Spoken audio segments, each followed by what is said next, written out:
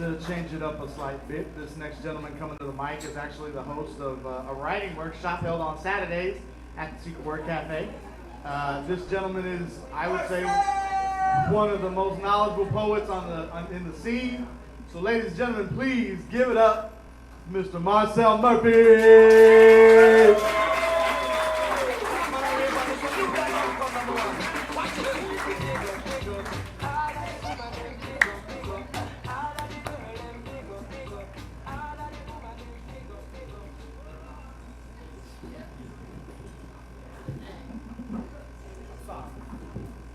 Bad host.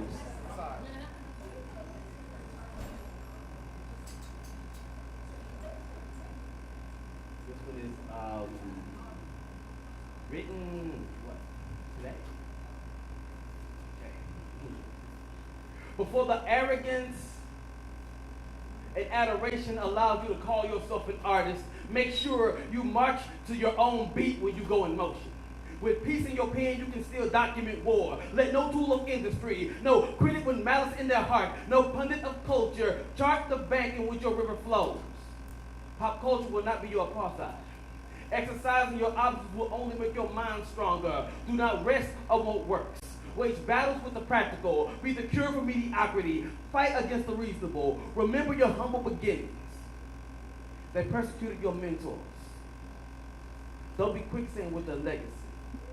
You were arrested in the Soviet Union, exiled in South Africa, stoned to death in Lebanon, called the communist in the United States. Your books were banned in Arizona. Your flesh was resented in Utah. Lynch mobs had your sweat on their tongues. How dare you embarrass the warriors whose shoulders you are standing on? When your thoughts become hieroglyphics, make sure your story is worth telling. As your Sanskrit becomes ripples and never-ending rivers, don't make pollution of your talent and allies. When calligraphy is the only thing that resembles your name, ensure shame will not hide in the shadows of your legacy. No conformity shall hold you. No propaganda shall prosper with your breath. Compose prose that can stand on its legs. Write words that grow write words growing from your nails. Live like your poetry does justice to your words. Go back to the earth. Let your lyrics be a totem. Let your language be the work of the sun. How you doing? How y'all doing? Good. Thank you. Now see, you can be like that with these poets. They like the energy you give them. It's really a beautiful thing. You get the people that fall when they like that. I'm not doing this because I like to hear myself talk, even though I do. But anyway. Okay. Oh.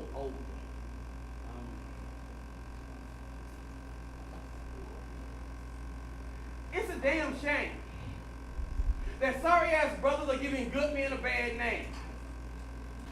Now, I don't mean the ones that are working, going to school, or doing all they can to be a good man. I mean the self-conscious self-hater, professional procrastinator with no goals or ambition, won't work but always bitching. The first one to throw a pity party or try to demand respect, but how can you expect to get respect if you're not going to school, taking care of your kids, or pulling a paycheck?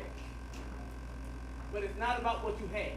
It's about your ambition and expectations, how much you love yourself and your level of motivation. But some of these brothers so full of shit, we might as well call them constipation.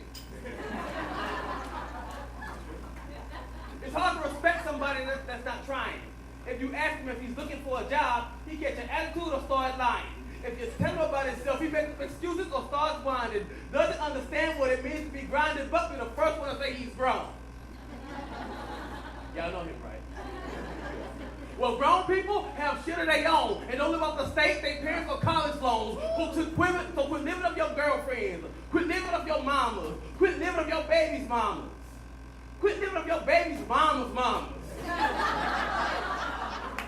Full of that nonsense causing drama. Always lying, never having a dime. These brothers so sorry they won't commit crime. Claim to be broke but got weed all the time.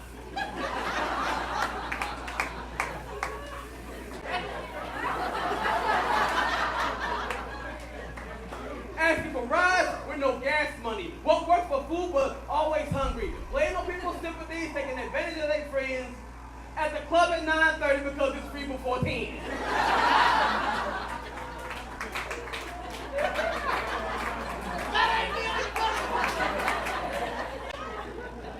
You can't afford drinks to bartender his friend and have people believing that there are no good men.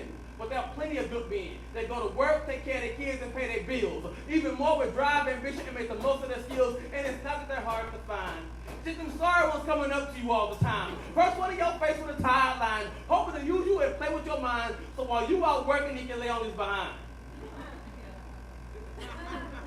So look past his nonsense and look past his lies. For example, if he ever tells you he's between jobs, fine. Don't let him between your thighs. And when you see a good man, give him his respect and he'll do the same. We'll let these sorry brothers out here give off the good men a bad name.